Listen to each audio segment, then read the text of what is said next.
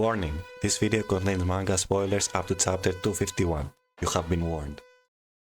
Take the insanity and the delusion. Let's smash together those two different expressions of lobotomy to create an imaginary brain rot, imaginary technique, pure copium.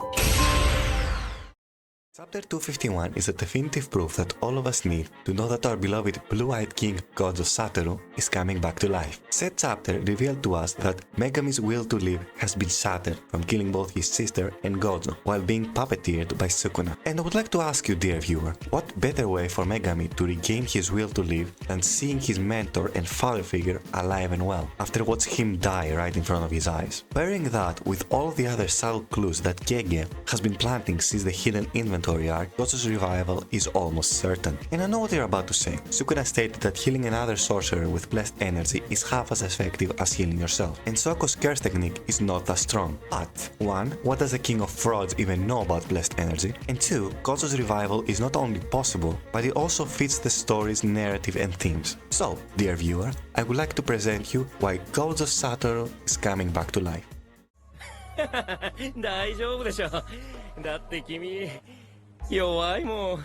Starting off in the hidden inventory arc, after Gojo's and Toji's initial battle, Gojo sustained a heavy injury through the neck that we know for a fact is detrimental to the use of blessed energy, while also being slashed across his upper body, being used as a pincushion and being stabbed through the head, which we know is the origin of blessed energy. And even after having the majority of his organs destroyed, his head pierced, he still managed to survive upon achieving enlightenment. Top of that, Gojo suffered no injuries to his head, making him perfectly able to use blessed energy, if somehow he was able to turn back to consciousness. Additionally, showing Ui teleport Higuruma's body and having Gojo being the main focus for 1/3 of the chapter, while having Soko, who is a master of blessed energy, Nita, who can prevent any further wounds from getting any worse, and Utehime, who can up the cursed energy of multiple people up to 120%, is weirdly convenient. But apart from all the possible ways he can be revived, it doesn't make sense from a narrative standpoint to be brought back to life, I hear you say. But that is not true. Jujutsu Kaisen's core message is that selflessness triumphs over selfishness, and that if you choose to move the path of selflessness, you may suffer a lot more, but ultimately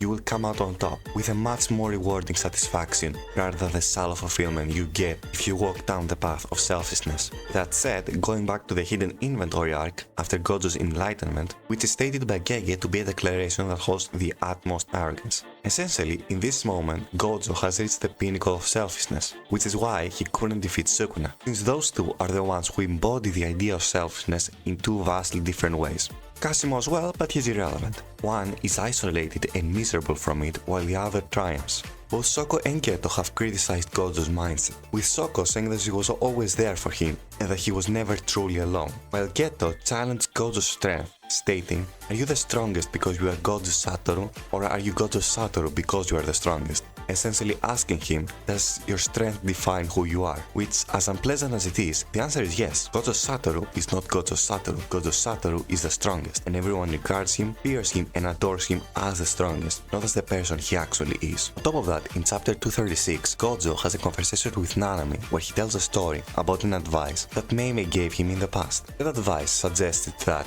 if you want to become someone new, you should head north. If you want to return to your old self, head south. An advice that would have no inherent meaning being in the story if it wasn't to foreshadow Gojo's revival.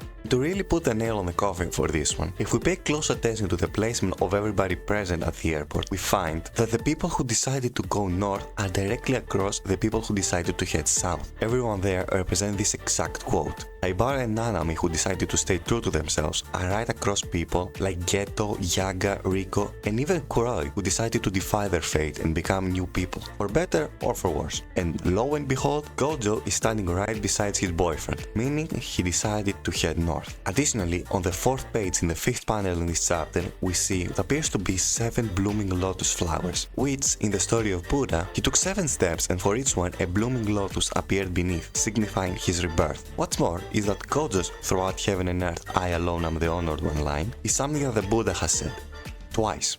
I would like to thank Scorpion for this part of the theory. Go check out the Reddit post, they go into much more detail than I do here. I think the last point that I want to bring up in order to convince you about Gojo's return is the many references and inspirations Akutami has drawn from other manga. And while I don't like bringing references and inspiration as evidence, because I find it to be kind of ridiculous, those specific ones feel intentional. First of all, the most infamous reference that has been circling the internet is the one where Tenosuke, a character from a manga called Bo, died in the exact same way as our beloved Blue-Eye King and then later came back to life. In addition, Gege is infamous from drawing inspiration from Hunter x Hunter, down to the outfits, the poses, and even concepts, like how cursed energy and Nen are really close in terms of a power system. Knowing that, in Hunter x Hunter, a character named Hisoka died to the point of looking like a burnt corpse. Pairing that with the fact that Gege has made some visual connections between Gojo and the pedo, especially in the fight with Sukuna, it is not impossible to believe that this could count as evidence for Gojo's revival. Maybe Gojo's cursed energy will intensify after death, making him able to use blessed energy without thinking like Hakari.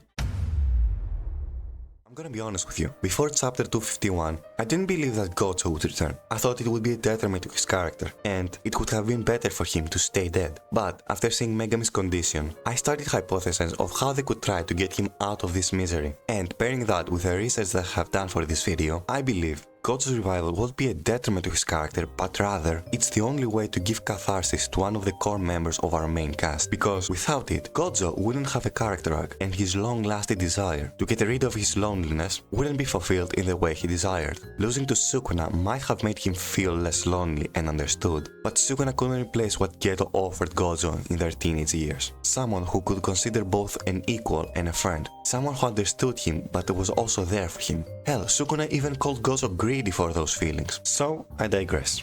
I don't believe Gojo is coming back to life with a 6 eyes. From how I see it, in order for Gojo to get rid of that loneliness, he's going to lose the 6 eyes in one way or another. He's still going to be a formidable sorcerer, maybe grade 1 or even semi-special grade, but he's not going to possess infinity. By losing what makes Gojo Satoru the strongest, he's going to gain what makes Gojo Satoru, and thus Megami's will follow, by seeing his father figure alive and well. This theory also aligns with Akutami's opinions on Gojo as a character. Gege clearly likes Gojo by the way he portrays him, but he hates what Gojo represents. Selfishness, arrogance, and the belief that you could achieve everything on your own without any outside help. Jujutsu Kaisen is a manga that consistently tells us to never be on our own and to consistently help and having people help us. Yuji wasn't able to beat Mahito on his own. He did it with Todo, and the only other time Mahito lost against Yuji is when Nanami was with him. Maki didn't slaughter the Zenin clan alone. She did it with her sister Mai. Yuta didn't beat either Geto or Kizaku alone. He did it with Rika, and on the latter, also with Takaba. And Yuji won't defeat Sukuna alone. He's going to defeat him with everyone giving everything that they have. All we have to do now is wait a couple of chapters, because Gege is going to switch POV's next chapter to Hakari and Urame, and after that, I believe Gojo will return. So I better hear the word resonance coming up on screen, because if I don't, when I catch you Gege, I'm going to make you suffer. So I thank everyone who watched this video, and I'll see you on the next one. Goodbye.